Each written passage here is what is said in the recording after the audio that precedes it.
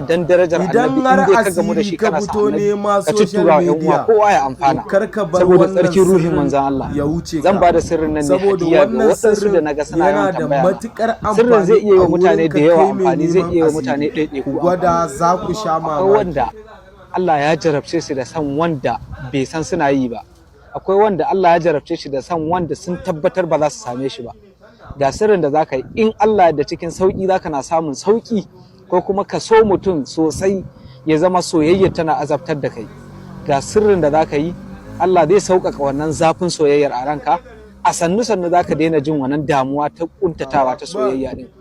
Akwai wata aya makisi na fihi abada, makisi na fihi abada ana rubuta ta kafa 1000, amma shan da ake yi tsawon kwana 7. Kullum za ka na tsiyaya kana sha kwana 7 da zimmar Allah wane da nake tsananin san shi ko wance Allah ka sauƙaƙa mun, sai kana sha. Billahi lazi in dai kai kwana 7 kana shan rubutun nan, duk yadda ka kai ga zafi, jin zafi a zuciyarka da ka rasa yadda za ka yi da hana bacci da ko mene, za ku samu sauƙi. Na ba da sirrin nan saboda Rasulullahi.